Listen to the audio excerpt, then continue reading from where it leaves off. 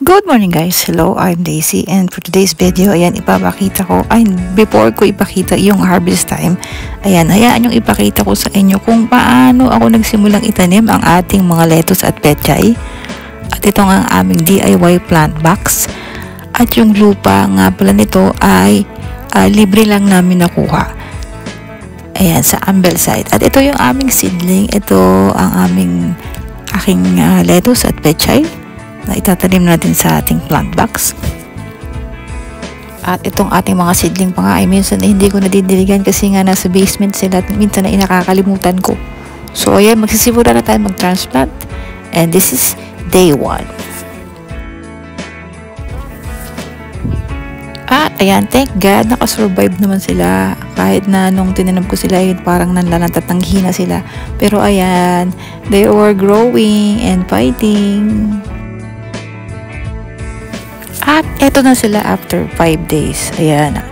Hindi ko akalain na makaka-survive sila. At aabot sila sa 5 days. So,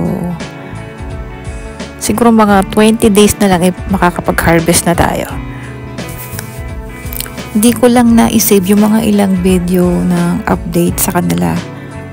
Na-delete ko yata. Sayang. And ayan, ito na guys. This is the moment of truth na kailangan na natin silang i-harvest kasi I think na-reach na nila yung days. So, ayan. Bubunutin. So, i-harvest na natin sila. Ayan. Thank you, Lord. Ang sarap talaga mag-harvest no? Pag pinaghirapan mo siya, araw-araw mo siyang binibisita, dinidiligan mo. Ang pinakamagandang tubo dito is si lettuce. Ayan. Wala siyang masyadong mga kagat ng insekto kasi si pechay yun ang maraming insekto. Kaya, inunahan ko na sila bago nila makain lahat yung pechay. Dito nga sa Canada parang wala namang pinagkaiba ang lettuce at pechay. Pwede mo siyang gamitin talaga sa pagluluto. So, depende na lang talaga sa'yo kung paano mo siya lulutuin.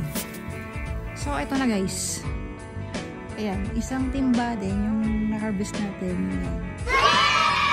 Pero pipiliin ko pa to kasi yung iba dito may mga ng insekto. So, thank you Lord sa unang harvest. More harvest to come. So, eto na guys. Ito yung mga napagpilian na. Yung iba talaga hindi na kinaya. Kaya tangkay na lang. Pero at least meron pa rin natira. And meron pang natira dun sa rep. So, ito ilalagay natin sa ating ulam for today. Sa bangus. Ayan, ilagay na ni ate. Ayan, ready na for dinner.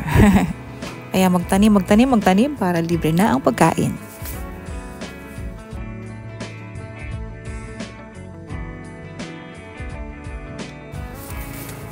So yan guys, kasi dahil nakapag-harvest na tayo, nagtanim ulit ako ng panibagong seedling. Bali ito ay nasa 1 week old na sila. Nakakatuwa lang na syempre hindi na kami bibili ng gulay na pechay. Pero what wait, ngayon lang kasi yung spring or summer pwede magtanim. Pero pagdating ng winter, hay nako, balik na naman tayo sa lamig at mahihirapan tayong at hindi talaga pwede magtanim kasi talagang hindi kinakaya ng mga tanim at sila yung tetegi sa lamig. Kaya habang pwede pa magtanim, sulitin natin yung panahon para makarami tayo ng harvest.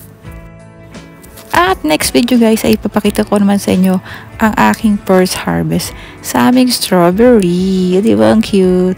Thank you for watching this part and see you to the next vlog.